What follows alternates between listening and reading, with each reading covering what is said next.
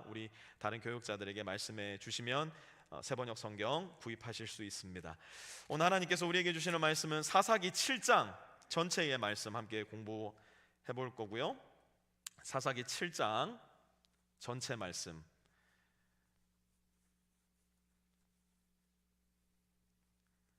함께 합독할 말씀은 사사기 7장 2절 말씀 우리 함께 합독할 건데요. 여러분 성경으로 사사기 7장 2절 말씀 찾아서 펼쳐주시고요. 우리 찾으신 분들 자리에 다 일어나셔서 사사기 7장 2절 말씀 우리 한 목소리로 함께 합독해 봤으면 좋겠는데요. 사사기 7장 2절입니다. 같이 읽습니다. 시작. 주님께서 기드온에게 말씀하셨다. 내가 거느린 군대의 수가 너무 많다. 이대로는 내가 미디안 사람들을 내가 거느린 군대의 손에 넘겨주지 않겠다. 이스라엘 백성이 나를 제쳐놓고서 제가 힘이 세어서 이긴 줄 알고 스스로 자랑할까 염려된다. 아멘. 자리다 앉으시기 바랍니다.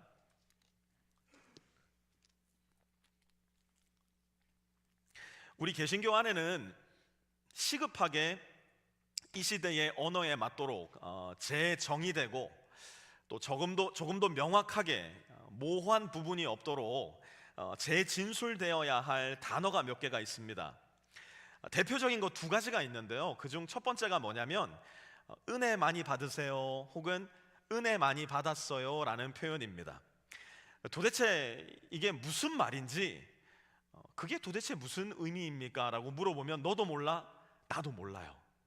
그냥 예배를 드리다가 찬양 중에 눈물이 막 나거나 설교 말씀을 듣는 중에 마음에 감동이 있거나 기도하는 중에 뭔가 이전에 잘 되지 않았던 기도가 잘 된다 느끼면 오늘 은혜 받았네, 저 은혜 받았습니다 라고 흔히 이야기를 합니다. 사실 이 용어 자체가 우리 한국 교회 안에서는요 조금 심각하다 싶을 정도로 오염되어 있는 것이 부인할 수 없는 사실이에요. 이 부분에 대해서 아마 내년 초에 좀 이야기해 볼 기회가 있을 것 같고요. 또 한 가지 더 심각하게 오염되어 있는 기독교 용어 중에는 승리하세요 혹은 승리합시다 라는 표현이 있습니다. 특히 연말, 연초, 새해가 되면 승리합시다 두 주먹 불끈 쥐고 서로에게 그러한 인사 혹은 덕담을 나누기도 하는데요. 도대체 승리하세요라는 의미가 무엇일까? 돈 많이 벌고, 내가 건강하고, 내가 산 집값이 쭉쭉 올라가고, 내가 더 높은 지위에까지 다다르고, 내 자녀가 좋은 대학 가고, 내 삶에 아무런 문제가 없을 때, 사실 그게 승리인 줄 착각하는 그리스도인들이 생각보다 우리 교회들 안에 많은 것이 어쩌면 하나님께서 보시는 진짜 영적인 전쟁 가운데 승리하지 못하는 우리 그리스도인들의 한계가 아닐까 싶은 생각이 들 때도 있어요. 그렇다면 하나님이 가르쳐 주시는 진짜 승리는 뭘까? 우리가 하나님의 말씀을 통해서 배울 수 있는 하나님이 가르쳐 주시고 정의하시고 우리에게 갖기 원하시는 진짜 승리, 그래서 우리 모두가 진정 욕심내고 갈망해야 할 승리는 무엇일까? 오늘 사사기 7장 기드온의 이야기를 통해서 하나님께서 우리에게 가르쳐 주시는 진짜 승리, 그래서 저와 여러분이 반드시 알고 욕심내어야 할 하나님의 승리, 우리 함께 배워봤으면 좋겠는데요. 사사기 7장 1절로 돌아가셔서 2절 초반절까지 한번 제가 읽어보도록 하겠습니다. 여룻바알이라고도 하는 기드온과 그가 거느리는 모든 군대가 일찍 일어나 하롯이라는 샘 곁에 진을 쳤는데 미디안의 진은 거기에서 북쪽 골짜기에 있는 모래 언덕에 있었다. 주님께서 기드온에게 말씀하셨다. 같이 읽습니다. 시작. 내가 거느린 군대의 수가 너무 많다.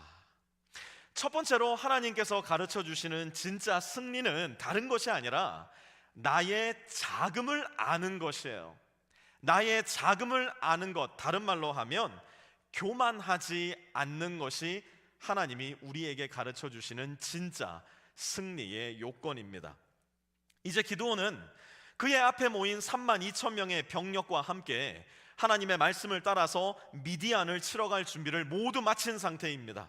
그런데 바로 그 순간에 아이 하나님이 그냥 기미새도 보통 기미새는 말씀을 하시는 게 아닌데 그게 뭐냐? 2절 한번 다시 보세요. 네가 거느린 군대의 수가 어떻다고요? 너무 많다.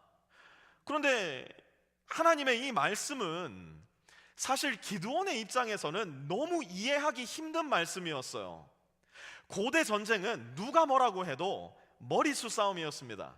우리 쪽 군대의 수가 더 많으면 그만큼 우리 군대가 이길 가능성이 높아지는 것이었어요. 그런데 지금 이스라엘 민족 앞에 나타난 미디안 군인의 수는 8장에 가서 보면 나오지만 13만 5천 명이었고요. 지금 숫자의 불리함을 안고 있지만 여전히 용기를 내어서 기드온 앞에 모인 이스라엘 군인의 수는 3만 2천 명이었어요. 약 4대 1의 숫자의 불리함을 안고 전쟁에 나선 겁니다. 그렇다면 하나님께서 무엇이라고 말씀해야 우리 상식에 맞아요?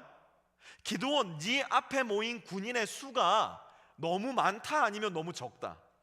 네, 너무 적다. 그러니 12지파에게 전령을 보내어 신속하게 더 많은 군사를 너에게 모아라, 그렇게 말씀하셨어야 맞을 것 같은데 하나님은 그렇게 말씀하시는 것이 아니라 뭐라 말씀하셨다고요? 네가 거느린 군대의 수가 너무나 많다. 그 이유가 있었으니 그게 뭐냐? 2절 한번 이어서 볼까요? 이대로는 내가 미디안 사람들을 내가 거느린 군대의 손에 넘겨주지 않겠다. 이스라엘 백성이 나를 제쳐놓고서 제가 힘이 세어서 이긴 줄 알고, 같이 읽습니다. 시작. 스스로 자랑할까 염려된다. 하나님이 염려를 하시는데 무엇이라고 염려를 하시느냐? 니네가 너희 스스로를 자랑할까? 나는 염려가 된다. 하나님이 말씀하고 계시는 거예요. 여러분 한번 잘 생각해 보세요. 기드온의 시대 말고 우리의 시대를 한번 생각해 봅시다. 우리의 이 시대는요, 특별히 우리의 이 세대는요, 태어나자마자 내가 자랑할 수 있는 것은 뭐든지 자랑해야만 되는, 자랑하지 않고서는 견딜 수 없는 그 풍조와 그 유행을 공기처럼 마시며 살아가는 세대가 바로 여기에 있는 저와 여러분의 세대입니다. 내가 가진 것, 내가 다니는 직장, 내가 운영하고 있는 나의 비즈니스, 나의 커리어, 나의 학력, 내가 가진 것, 내가 보는 것, 내가 가는 곳, 내가 먹는 것, 그 무엇이라 하더라도 1차원적인 욕구를 내가 채워낸다면 그거 자랑하지 않고서는 배길 수 없는 세대가 저와 여러분의 세대예요. 그런데 더 큰 문제는 우리의 자랑이 이러한 1차원적인 욕구에만 머무는 것이 아니라 더 고상하고 더 높고 형이상학적인 차원에도 그대로 전염이 되어 있다는 겁니다. 우리는요, 이 성경을 한 장 읽어도요, 그냥 읽은 걸로 안 끝납니다. 어떻게 해야 돼요? 자랑해야 돼요. 성경 한 3분 딱 읽고 사진 한 장 탁 찍어가지고 페이스북에 탁 글 올려놓는 거예요. 달콤한 하나님의 말씀. 거짓말. 기도를 해도요, 커피잔 앞에 한 잔 탁 놔두고 기도 한 2분 하고 사진 탁 찍어가지고 주님과의 기도의 시간 너무나 달콤하다. 진짜요? 교회를 와도 그냥 안 와요. 교회 앞에 있는 십자가 탁 찍어놓고 내 예배하는 이 시간 얼마나 즐거운가. 와서 핸드폰으로 다른 짓 하고 있으면서 내가 하는 성경 읽기, 내가 주님께 드리는 기도, 내가 주님께 영광 드려야 할 이 예배의 시간조차도 우리는 나의 자랑으로 바꾸어 내가 내 영광을 찾아 먹기에 바쁜 모습이 너무나 많다는 거예요. 그럼 하나님은 뭐 하고 계신가요? 그런 나에게 하나님은 내가 가장 편리하고 신속하고 가장 많은 양의 자랑을 할 수 있도록 내 인생을 내가 원하는 대로 따라와 주어야 하는 지니와 같은 존재로 우리는 하나님을 바꾸어 놓은 채 살아가고 있는지도 몰라요. 그런 저와 여러분에게 너무나 하나님께서 하고 싶은 말씀, 그게 여기에 있는 거예요. 네가 거느린 군대의 수가 너무 많다. 옛날 유행가의 가사처럼 네 속에 네가 너무 많다. 하나님은 어쩌면 오늘 저와 여러분에게 말씀하고 계신지도 모르겠어요. 그러면서 그거 말고 너희가 진짜 욕심내어야 되는 것, 너희가 진정 가져야 되는 승리가 뭔지 내가 좀 가르쳐주고 싶다. 그 방법을 한번 우리가 배워봐야 될 텐데요. 3절 이어서 한번 같이 읽어봅니다. 3절입니다. 시작. 그러니 너는 이제라도 그들에게 말하여 두려워서 떨리는 사람은 누구든지 길르앗 산을 떠나서 돌아가게 하여라. 기드온이 두려워서 떠는 자를 돌아가게 하니 그들 가운데서 2만 2천 명이 돌아가고 1만 명이 남았다. 아멘. 13만 5천 대 3만 2천이었거든요. 그런데 이제 13만 5천 대 몇이 됐다고요? 1만 명이 남은 겁니다. 이제는 4대 1이 아니라 13대 1로 싸워야 되는 상황이 돼버렸어요. 작아져도 너무 작아진 겁니다. 초라해져도 너무 초라해졌고요, 위험해져도 너무 심각하게 위험해졌어요. 그런데 하나님이 뭐라 말씀하시는 줄 알아요? 아직도 너무 많다. 하나님은 기드온에게 말씀하세요. 4절에서 8절 제가 읽어보겠습니다. 주님께서는 또 기드온에게 말씀하셨다. 군인이 아직도 많다. 그들을 물가로 데리고 내려가거라. 내가 너를 도와 거기에서 그들을 시험하여 보겠다. 내가 너에게 이 사람이 너와 함께 나갈 사람이라 일러주면 너는 그 사람을 데리고 가거라. 내가 또 너에게 이 사람은 너와 함께 나가지 못할 사람이라 일러주면 너는 그 사람은 데리고 가지 말아라. 기드온이 군대를 물가로 데리고 내려가니 주님께서 기드온에게 이렇게 일러주셨다. 개가 핥는 것처럼 혀로 물을 핥는 사람과 무릎을 꿇고 물을 마시는 사람을 모두 구별하여 세워라. 손으로 물을 움켜 입에 대고 핥는 사람의 수가 300명이었고 그 밖의 백성들은 다 무릎을 꿇고 물을 마셨다.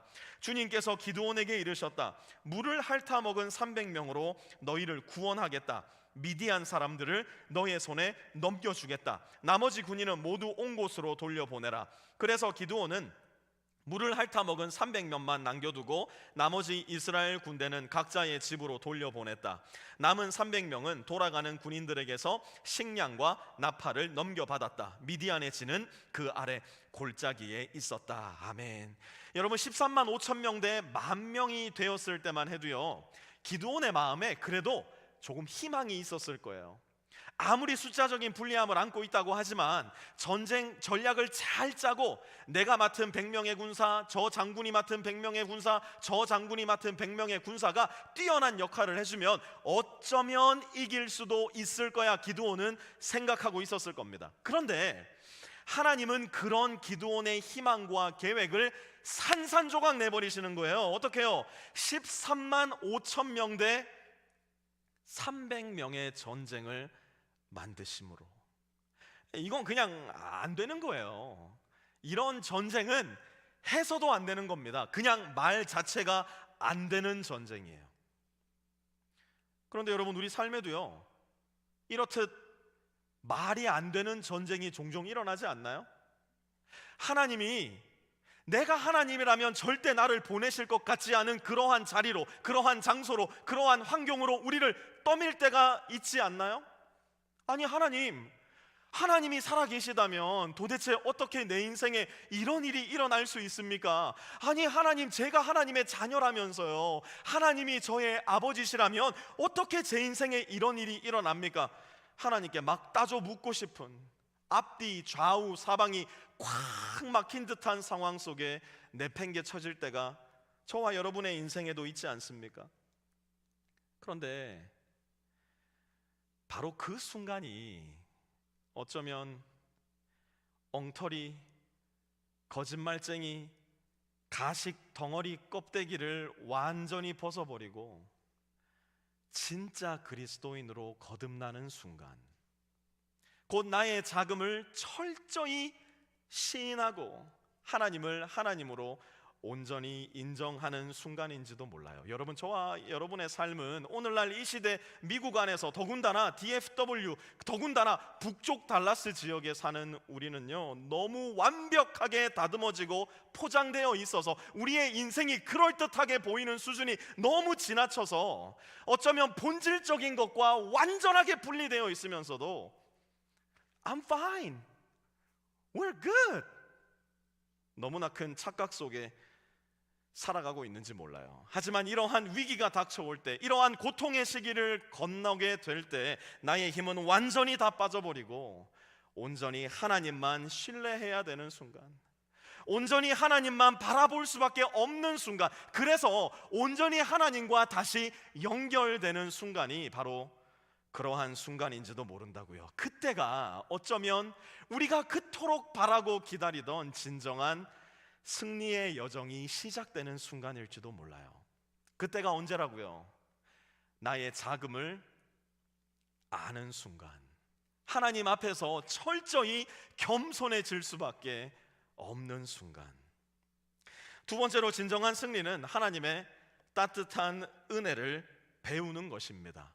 진정한 승리는 다름이 아니라 내 인생 속에서 하나님의 따뜻한 은혜를 거듭해서 배우는 것이에요. 9절과 10절 우리 한번 같이 읽어보겠습니다. 9절에서 10절입니다. 시작. 그날 밤 주님께서 기드온에게 말씀하셨다. 너는 일어나서 적진으로 쳐내려 가거라. 내가 그들을 너의 손에 넘겨주겠다. 내가 쳐내려 가기가 두려우면 너의 부하 불화와 함께 먼저 적진으로 내려가 보아라. 아멘. 아무리 하나님의 음성을 듣고 하나님의 기적을 체험한 기드온이라고 하더라도요, 13만 5천 명의 대군 앞에 300명의 작은 군사를 거느리고 서 있던 그의 마음, 과연 담대할 수 있었을까요? 여러분이 그 자리에 있었다고 생각해 보세요. 기드온이 아니라 그냥 병사 중에 한 명이었다고 생각해 보세요. 메뚜기 떼같이 많은 미디안 군사들, 모래알같이 많은 미디안 군사들 앞에 서 있는 나를 한번 생각해 보라고요. 안 두려울 방법이 없는 겁니다. 그래서 하나님이 말씀하신 거예요. 뭐라고 말씀하셨어요? 10절 다시 보세요. 네가 쳐내려 가기가 어떻게 하면요?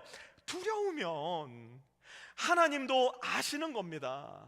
기드온이 얼마나 두려워하고 있었는지. 여러분, 사사기 6장에서 기드온이 어디서 처음 발견되는지 기억하세요? 밀을 타작하고 있는데 아주 작고 답답한 사방이 밀폐된 포도주 틀에 있었어요. 왜요? 무서웠거든요. 두려웠거든요. 그만큼 기드온은 소심한 사람이었고 작은 사람이었어요. 기드온이 얼마나 막막하고 답답한 상황에 있었는지 하나님은 정확히 알고 있었어요.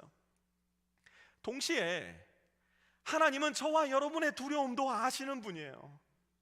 저와 여러분이 겪고 있는 이 인생의 눈물, 이 인생의 아픔과 고통도 하나님은 알고 계신 분이에요. 가끔씩 그런 분들이 있어요. 목사님, 예수 믿는데 뭐가 힘들어요? 예수 믿는데 뭐가 고통스러워요? 예수 믿는데 뭐가 고민이에요? 그런 분들은 그냥 뒷말은 생략을 해야 되겠어요. 원고에 적어놓은 게 아니라, 저도 그렇거든요. 인생에 힘든 순간이 있잖아요. 인생에 고통스러운 순간이 있잖아요. 힘듭니다. 고통스럽습니다. 그러면 막 정죄하는 말을 들을 때가 있어요. 그런데 하나님이 우리가 힘들 때, 하나님이 우리가 눈물을 흘리고 있을 때, 야! 너 나 못 믿니? 너 그거밖에 안 되니?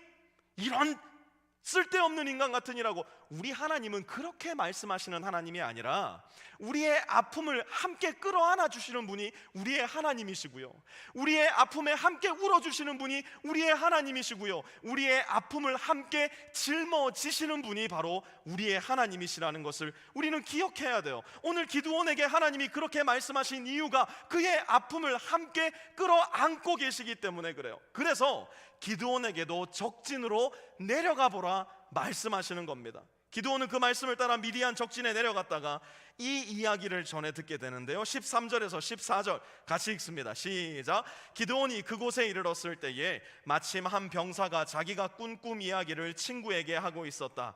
내가 꿈을 꾸었는데 보리빵 한 덩어리가 미디안 진으로 굴러 들어와 장막에 이르러서 그 장막을 쳐서 뒤엎으니 그만 막이 쓰러지고 말았다네 하고 말하니까 꿈 이야기를 들은 그 친구가 말하였다. 그것은 다름이 아니라 이스라엘 사람 요아스의 아들인 기드온의 칼이 틀림없네. 하나님이 미디안과 그 모든 진을 그의 손에 넘기신다는 것일세. 아멘. 여러분, 승리가 무엇인 줄 아십니까? 전쟁 같은 저와 여러분의 인생 속에서 끊임없이 이전에 알지 못했던 하나님의 은혜를 새롭게 배워나가는 것이에요.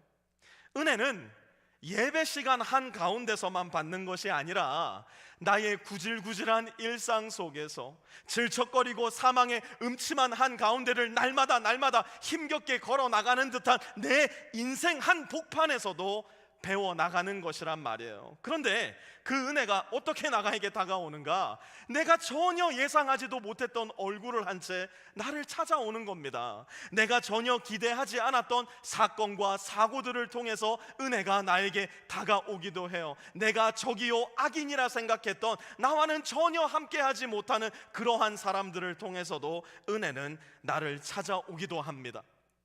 목회하면서 가장 경이감에 빠지는 순간 중 하나가 몸이 심각하게 아픈 성도님들을 만날 때입니다. 제가 볼 때는 그냥 너무 힘들어요. 그냥 너무 고통스러워요. 그냥 너무 아플 것만 같아요. 그 안에서 어떤 하나님의 은혜의 한 자락이라도 발견하기가 쉽지 않을 것 같아요. 그런데 그러한 고통의 순간에, 그러한 눈물의 골짜기를 지나가면서 하나님의 은혜와 만지심을 경험하는 분들이 너무 많은 것을 발견하게 됩니다. 참 재밌는 일이에요. 나에게 아무런 부족함이 없고 내 인생이 승승장구하고, 그래서 심지어 하나님 없이도 내 인생은 괜찮을 것 같다는 착각 속에 사시는 분들, 공통점이 있어요. 하나님의 은혜를 배워나가기가 정말 힘들더라고요. 하나님의 은혜를 발견하지를 못해요. 그런데 아픔과 고통 속에서, 눈물과 절망의 골짜기 한가운데서 신비로운 하나님의 음성을 새로이 듣고 하나님이 일하시는 경이로운 방법들, 하나님의 따스한 은혜들을 발견하는 분들이 너무 많은 것을 목회의 여정 중에 발견하게 됩니다. 기드온에게도 그 일이 일어난 거예요. 생각지도 않았던 적군들의 대화 속에서 하나님이 얼마나 세심하게 기드온을 보살피고 계셨는지, 얼마나 세심하게 이스라엘을 이끌고 계셨는지를 발견하게 된 겁니다. 그런데 그 일이 어떻게 일어나게 되었습니까? 하나님의 말씀을 듣고 그 말씀에 순종해서 적진으로 내려가는 어이없는 일을 했을 때 기드온은 이전에 몰랐던 하나님의 은혜를 배우게 된 거예요. 여러분, 그렇기 때문에 저와 여러분이 날마다 하나님의 말씀에 귀를 기울이는 것이 그토록 중요한 겁니다. 백날 나의 빈손을 주님을 향해 들고 주님 나에게 은혜를 베풀어 주세요, 주님 나에게 은혜를 주세요 라고 기도해 봤자 그 손에 하나님의 말씀을 통한 은혜가 담기지 않는다면, 함지박같이 연약한 내 마음에 하나님의 말씀을 통해 하나님의 음성이 들려오지 않는다면 우리의 인생 속에서 하나님의 은혜를 배울 기회도 그만 잃어버리고 마는 거예요. 진짜 승리가 무엇인가? 하나님의 따스한 은혜를 하나님의 말씀을 통해 지금 내 삶의 현장 속에 순종함으로 배우는 것이에요. 마지막으로 진짜 승리는 무엇인가? 진짜 승리는 약할 때 강함이 되는 것입니다. 약할 때 강함을 경험하는 것이에요. 15절에서 18절까지 말씀 제가 한번 읽어보도록 하겠습니다. 15절에서 18절까지입니다. 눈으로 따라와 주십시오. 기드온은 그 꿈 이야기와 해몽하는 말을 듣고 주님께 경배하였다. 그리고 그는 이스라엘 진으로 돌아와서 일어나라, 주님께서 미디안의 진을 너희 손에 넘겨주셨다 하고 외쳤다. 그는 300명을 세 부대로 나누고 각 사람에게 나팔과 빈 항아리를 손에 들려주었다. 빈 항아리 속에는 횃불을 감추었다. 그리고 이렇게 지시하였다. 너희는 나를 보고 있다가 내가 하는 대로 하여라. 내가 적진의 끝으로 가서 하는 대로 따라하여라. 나와 우리 부대가 함께 나팔을 불면 너희도 적진의 사방에서 나팔을 불면서 주님 만세, 기드온 만세 하고 외쳐라. 아멘. 드디어 전쟁이 시작되고 이스라엘 군사들은 전쟁의 수장이었던 기드온으로부터 전쟁 전략과 전쟁 무기를 부여받게 됩니다. 300명의 손에 쥐어진 무기와 전략은 다음과 같았어요. 16절 다시 볼까요? 그는 300명을 세 부대로 나누고 각 사람에게 나팔과 빈 항아리를 손에 들려주었다. 빈 항아리 속에는 횃불을 감추었다. 군사를 세 부대로 나누는 것까지는 좋았습니다. 그런데 그들의 손에 쥐어진 전쟁 무기가 지금 뭐래요? 나팔과 빈 항아리와 횃불이래요. 아니, 칼과 창이 있어도 13만 5천 대 300은 100% 진 싸움인데, 아니 도대체 나팔과 빈 항아리와 횃불이 웬 말입니까? 사랑하는 성도 여러분, 나의 자금을 알고 하나님의 따스한 은혜를 내 일상 가운데 배워나가는 사람은 이제 내 약함 속에서 하나님의 강함을 경험하는 진짜 승리자로 살아가기 시작합니다. 19절에서 22절까지도 한번 읽어보도록 할 텐데요, 눈으로 따라와 보십시오. 19절에서 22절까지입니다. 기드온과 그가 거느리는 군사 100명이 적진의 끝에 다다른 것은 미디안 군대의 보초가 교대를 막 끝낸 한밤중이었다. 그들은 나팔을 불며 손에 든 항아리를 깨뜨렸다. 세 부대가 모두 나팔을 불며 단지를 깨고 왼손에는 횃불을 들고 오른손에는 나팔을 들고 불면서 주님의 칼이다, 기드온의 칼이다 하고 외쳤다. 그리고 그들이 저마다 제자리에 서서 적진을 포위하니 적군은 모두 아우성치며 달아났다. 300명이 나팔을 불 때에 주님께서 모든 적들이 저희들끼리 칼로 치게 하셨다. 적군은 도망하여 스레라의 벳시다와 또 답밭에 가까운 아벨 무올라의 경계선까지 후퇴하였다. 아멘. 세 부대로 나누어진 기드온과 300명의 병사들은 기드온의 신호에 따라서 나팔을 큰 소리로 불기 시작합니다. 동시에 항아리를 깨트려 시끄러운 소리를 일으키고 그 안에 숨겨두었던 횃불을 높이 쳐들므로써 인하여 미디안의 군사로 하여금 대군에 의해 공격받고 있다, 포위당했다 착각하게 만듭니다. 약하디 약한 항아리를 깨어냄으로써 그 안에 숨겨두었던 횃불을 높이 들어 올림으로써 그들의 약함은 사라지고 그 안에 감추인 횃불과 같이 밝은 주님의 힘과 능력이 그들을 통해 드러나고 있음을 기드온과 300 용사들은 배웠고 알았고, 지금 이 순간 그들은 그것을 순종함으로 경험하고 있었던 것이에요. 이 이야기를 마음 가운데 염두에 두었음이 틀림없었던 사도 바울은 그래서 고린도후서 4장 6절 7절에 이런 말씀을 기록합니다. 우리 한번 같이 읽어봤으면 좋겠는데요, 같이 읽습니다. 시작. 어둠 속에 빛이 비쳐라 하고 말씀하신 하나님께서 우리의 마음속을 비추셔서 예수 그리스도의 얼굴에 나타난 하나님의 영광을 아는 지식의 빛을 우리에게 주셨습니다. 우리는 이 보물을 질그릇에 간직하고 있습니다. 이 엄청난 능력은 하나님에게서 나는 것이지 우리에게서 나는 것이 아닙니다. 아멘. 깨지기 쉬운 항아리 속에 횃불을 감추었던 기드온처럼 우리 역시 질그릇같이 연약한 우리의 인생 속에 가장 귀한 보물 예수 그리스도를 담고 살아가고 있는 겁니다. 여러분, 왜 예수님이 우리의 가장 귀한 보물이실까요? 예수님은 하나님 앞에 죽을 수밖에 없었던 저와 여러분을 대신해서 십자가에 못 박혀 죽으시고 그분의 죽으심으로 우리가 마땅히 하나님 앞에 온 몸으로서 모든 생명으로서 감당했어야 할 죽음의 운명을 완전히 뒤바꾸어 주셨기 때문이에요. 우리가 예수님을 믿을 때 우리는 예수님의 십자가 죽으심 안으로 함께 들어가 예수님과 함께 죽음을 경험합니다. 하지만 이야기는 거기에서 끝나지 않아요. 동시에 우리가 예수님을 믿을 때 우리는 예수님의 부활 안으로 함께 들어가 영원한 산 소망을 가지고 오늘을 이 땅 가운데 살아가는 사람이 되는 것이에요. 도대체 어떻게 그런 일이 일어날 수 있었습니까?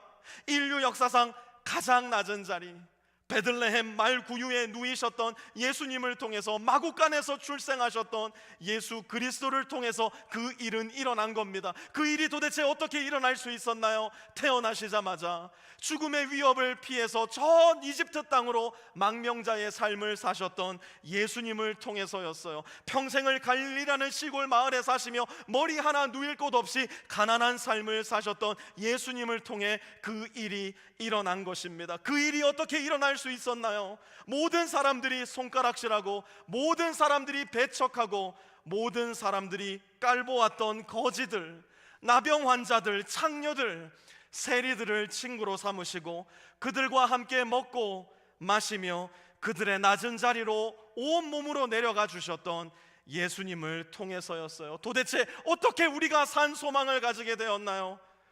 결국에는 인류 역사상 가장 수치스럽고 모욕적인 죽음을 감당했었어야 할 십자가의 자리에까지 낮아지셔서 그곳에서 우리가 마땅히 짊어졌어야 할 수치와 모욕, 그리고 죽음까지 모두 끌어안아 주셨던 그 십자가의 예수님을 통해 저와 여러분은 하나님 안에 산 소망을 가지게 된 것입니다.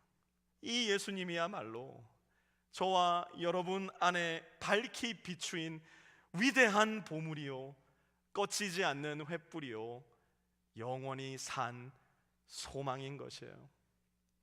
그럼에도 불구하고 저와 여러분은 별것 아닌 우리의 질그릇을 어떻게든 좋게 보이려고 나의 돈으로서, 나의 명성으로서, 나의 지식으로서, 나의 외모로서 금, 은을 바르고 장신구를 달고 네 질그릇보다야 내 질그릇이 낫지, 그야말로 도토리 키재기식 자랑도 해보며 살아갑니다.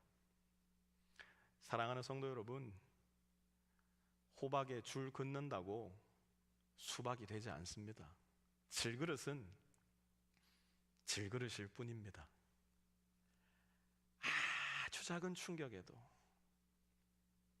아무것도 아닌 사건, 사고에도 손대면 톡 하고 갈라지고 금이 가고 마침내 산산조각이 나고 마는 질그릇은 무슨 짓을 해도 질그릇일 뿐이에요. 그 질그릇에 금이 가고 그 질그릇에 이 세상을 살아가며 받은 상처 때문에 여기저기 균열이 생기고 마침내는 완전하게 내 인생이라는 질그릇이 깨어져 버릴 때, 여러분, 우리는 그게 끝이라고 생각하잖아요. 그런데 그때에서야 비로소 우리 안에 계신 진정한 능력이시요, 진정한 구원이시요, 진정한 은혜의 근원이신 예수님이 보이기 시작하는 거예요. 그 경험을 그 누구보다 더 자주, 더 많이, 더 깊이 해보았던 사도 바울은 그래서 이렇게 고백하는 거예요. 고린도후서 12장 9절. 오늘 이 고백이 혹여나 오늘 예배드리는 우리의 인생 중에 너무나 고통스러운 순간을 거치는 성도님들이 있다면 그분들에게 이 고백이 내 고백이 되었으면 좋겠는데요. 한번 같이 읽어보겠습니다. 시작. 주님께서는 내게 이렇게 말씀하셨습니다. 내 은혜가 내게 족하다.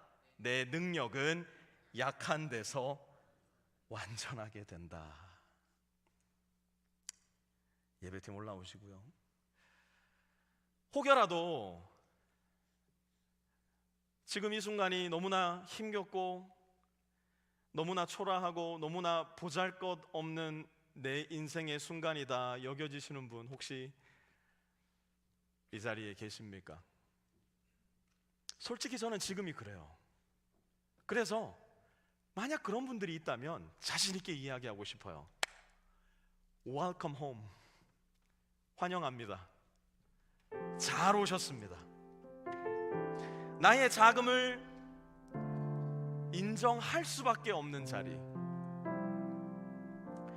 그 자리가 하나님의 은혜를 배울 수 있는 기회입니다.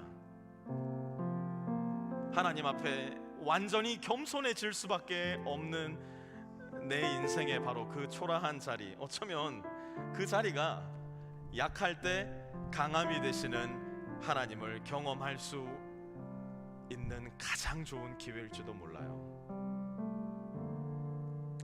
어쩌면 바로 지금 이 초라하고 이 비루하고 이 아픈 순간이 진정한 승리가 사자처럼 우리 인생의 앞에 웅크리고 앉아서 우리와 함께 하나님께서 인도하시는 진짜 승리로 이끌어가는 절호의 기회가 아닐까요?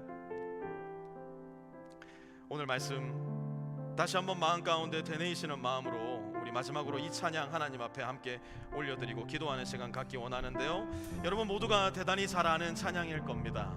약할 때 강함이 되십니다. 내 인생의 모든 약함 속에 하나님의 강함을 경험하기 원합니다. 나를 낮추고 내 일상의 현장 속에 전쟁과 같은 내 삶 가운데 초라하고 수치스럽고 도저히 희망이 보이지 않는 바로 그 현장 속에 하나님의 은혜를 경험하기 원하오니 주님, 내 약함 속에 일하여 주셔서 주님의 강함이 드러나게 하여 주옵소서. 그 마음을 가지고 이 찬양 함께 하나님 앞에 올려드립니다.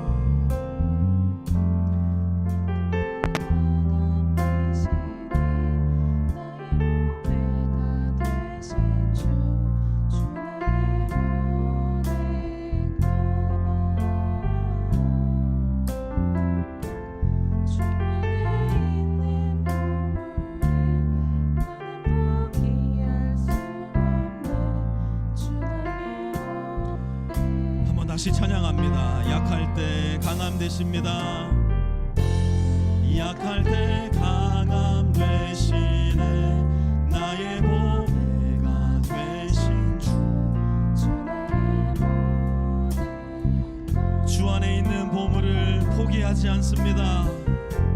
주 안에 있는 보물을 나는 포기할 수 없네.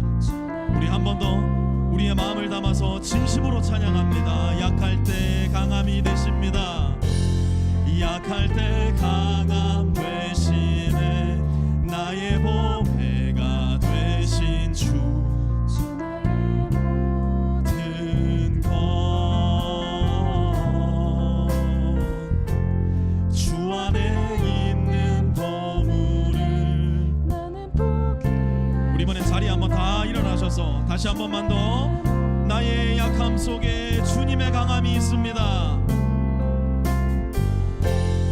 약할 때 강함 되시네. 나의 보배가 되신 주 나의 모든 것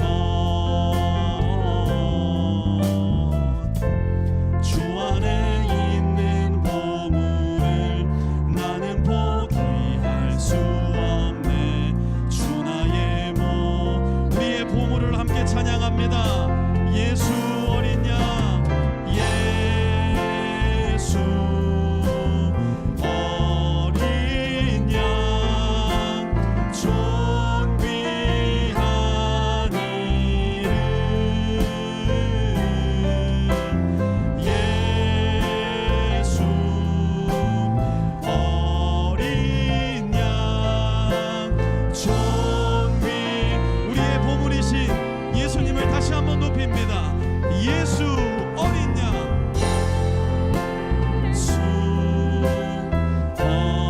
어린 양, 존귀한 이름, 예수 어린 양, 존귀한 이름. 우리 오늘 들은 말씀 생각하시면서 함께 기도하는 시간 갖기 원하는데요. 하나님, 내 인생의 어려움과 고통 속에 나의 자금을 발견하고 나의 연약함과 하나님 앞에 겸손히 나갈 수밖에 없는 나를 시인하고 인정하기 원합니다. 그리고 나의 그 어렵고 힘든 일상의 삶 속에 전혀 내가 알지 못했던, 전혀 기대하지도 않았던, 전혀 생각지도 않았던 하나님의 은혜를 배우기를 소원하오니 하나님, 내 인생 기대하게 도와주십시오. 절망하지 않게 도와주시고 새로운 하나님의 은혜를 경험하는 기회, 새로운 하나님의 동행하심을 발견할 수 있는 기회. 그래서 나의 약함 속에 절망이 깃든 것이 아니라 오히려 나의 약함 속에 하나님의 강함이 준비되어 있음을 깨닫게 하여 주시고, 마치 쥐와 같은 나의 인생이라 보일지라도 그 안에 사자와 같이 나를 바라보시고 지키시고 사자와 같은 승리로 이끄시는 주님 바라보며 하나님 의지하는 가운데 나의 인생 살아가게 하여 주시옵소서. 우리 들은 말씀 생각하시면서 한번 기도하는 시간 갖도록 하겠습니다. 함께 기도합니다. 하나님, 우리 성도들 가운데 아버지 하나님, 힘들고 어렵고 고통과 눈물과 시련의 골짜기를 걷는 주의 자녀들이 있습니까? 하나님, 이 기회가 하나님 안에서 나의 자금을 인정하는 기회로, 하나님 안에서 나의 겸손함을 발견하는 기회로, 더 나아가 하나님께서 베푸시는 은혜를 발견하는 기회 될 수 있도록 도와주시고, 하나님, 나는 약하지만 내 안에 숨기어진 나의 보물, 내 안에 숨기어진 나의 그리스도, 나의 주는 강하신 하나님 아버지이시오, 나를 위해 죽으시고 부활하신 생명의 주관자 예수 그리스도이심을 믿사오니 내 안에 계신 성령 하나님이시여 이 주가 떠오르게 하여 주시고 이 말씀이 내 마음 가운데서 떠나가지 않도록 도와주시며 그리하여 내가 약할지라도 언제나 나와 동행하시며 언제나 나를 승리하게 하시는 그리하여 마침내 하나님과 함께 살아가는 영생의 삶에 이르게 하시는 우리의 하나님을 기대하는 가운데 살아가는 우리 모든 성도들 될 수 있도록 주님 역사하시고 은혜를 베풀어 주시옵소서. 하나님 한 해를 마무리하며 지난 인생을 돌아봅니다. 삶의 한 자락 가운데도 삶의 한 발자국 가운데도 주님이 계시지 않았던 적이 없음을 발견하게 하여 주시고 그리하여 나의 인생 내 스스로 살아가는 것이 아니라 하나님이 계셔야만 하나님이 인도하시고 하나님이 지켜주셔야만 살아갈 수 있는 인생임을 깨어지기 쉬운 질그들 인생임을 인정하여 주님을 함께 모시며 살아가는 참으로 복된 인생 될 수 있도록 주님 역사하여 주시옵소서. 하나님, 세상은 약하면 무시하고 짓밟고 손가락질하는 가운데 우리의 마음에 절망과 아픔과 눈물의 시간을 안겨줍니다. 하지만 하나님은 우리가 약할 때 내가 너의 약함을 안다, 내가 너의 약함과 함께한다, 오히려 가장 약한 십자가를 짊어지신 채 우리의 가장 가까운 곳에 와 계신 것을 발견하게 됩니다. 그렇게 죽음을 이기시고 부활하신 예수 그리스도가 우리의 주님임을, 우리의 구세주임을 기억하게 도와주시옵소서. 그리하여 약할 때 마침내 강함이 되시는, 우리가 겸손할 때 마침내 우리에게 모습을 드러내시는 아름다우신 하나님을 우리 빛의 성도들이 날마다 만날 수 있도록 도와주시고 우리의 인생에 수도 없이 다른 모습으로 변장하여 나타나시는 은혜의 예수 그리스도를 지금 힘들고 어렵고 눈물의 골짜기를 걷는 우리 성도들이 이번 한 주의 인생을 통하여 마음껏 경험하고 주님이 나와 함께 하시는군요, 진정한 승리의 여정을 시작할 수 있는 복된 주의 자녀들 될 수 있도록 주님 역사하여 주시옵소서. 이제는 우리 주 예수 그리스도의 은혜와 하나님 아버지의 무한하신 사랑하심과 성령의 내주 교통하심이 오늘 이 자리에 머리 숙여 하나님께 예배드리며 약함 가운데 강함이 되시는 하나님을 이번 한 주 동안에도 또한 나의 일생을 통하여 예배하기로 작정하고 세상 속으로 나가 그 하나님과 함께 동행하기로 결단하는 우리 모든 빛의 성도들 머리 위에와 그들의 가정 위에, 직장 위에, 기업 위에, 자녀들 위에, 또한 모든 관계들 위에도 이제로부터 영원토록 함께 하옵시기를 간절히 축원하옵나이다. 아멘.